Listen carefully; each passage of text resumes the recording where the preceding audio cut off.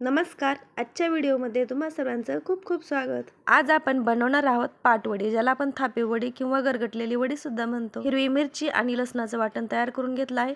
त्यासोबतच खोबरं, लसूण आणि कोथिंबीरीचं वाटण सुद्धा तयार करून घेतलेलं आहे.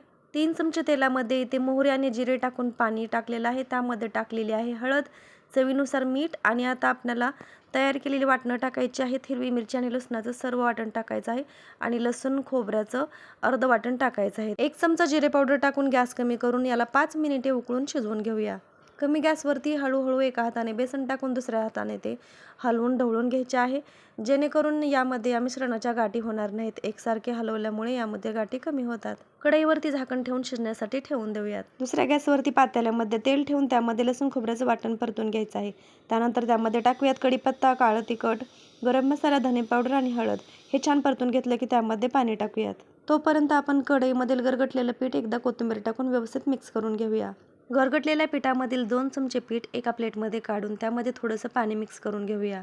हे या रश्श्यामध्ये टाकून घेऊयात. असे केल्यामुळे रस्सा दाटसर आणि चविष्ट होतो. यानंतर टाकूयात चवीनुसार मीठ आणि कोथिंबीर. कमी गॅसवरती हा रस्सा आपण असाच शिजण्यासाठी ठेवून देणार आहोत. मध्यंतरी आपण कढईमध्ये शिजत ठेवलेले पीठ 2दा व्यवस्थित हलवून मिक्स करून घेतले आहे. त्यामुळे ते करपत नाही व व्यवस्थित शिजले जाते. पोळपाट ओला करून त्यावरती बारीक चिरलेली कोथिंबीर पसरवून हे गरम गरम पीठ आपल्याला थापून घ्यायचे आहे.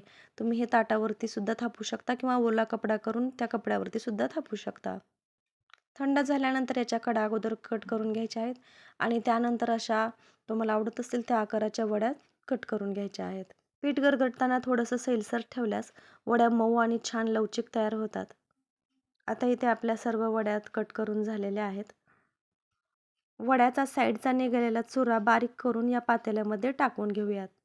यामुळे रश्श्याला खूप छान चव येते आणि पाटवडीचा रस्सा असल्यासारखा फीलसुद्धा येतो आणि रस्सा भरपूर चविष्ट होतो. वड्याचा चुरा टाकल्यानंतर कमी गॅसवरती 3 ते 4 मिनिट शिजवून घेऊन गॅस आता आपल्याला बंद करायचा आहे. पाटवडीचा रस्सा थोडासा झणझणीत असावा, तो छान लागतो आणि वड्या गरगटताना त्यामध्ये कोथिंबीरीचा वापर थोडासा जास्त करावा, त्यामुळे वडी चविष्ट होते. पाटवडीवरती थोडीशी बारीक चिरलेली कोथिंबीर टाकून घेऊयात आणि थोडीशी रश्श्यामध्ये सुद्धा टाकूयात.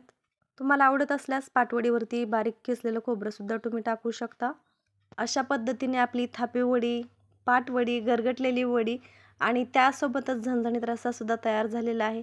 या पद्धतीने केलेल्या पाटवड्या खरंच खूपच छान आणि चविष्ट तयार होतात. तुम्ही सुद्धा नक्की ट्राय करून पहा. व्हिडिओ आवडल्यास व्हिडिओला लाईक आणि शेअर करा. त्यासोबतच यूट्यूब चॅनलला सबस्क्राईबसुद्धा नक्की करा. चला तर मग भेटूयात पुढच्या व्हिडिओमध्ये. व्हिडिओ पाहिल्याबद्दल धन्यवाद.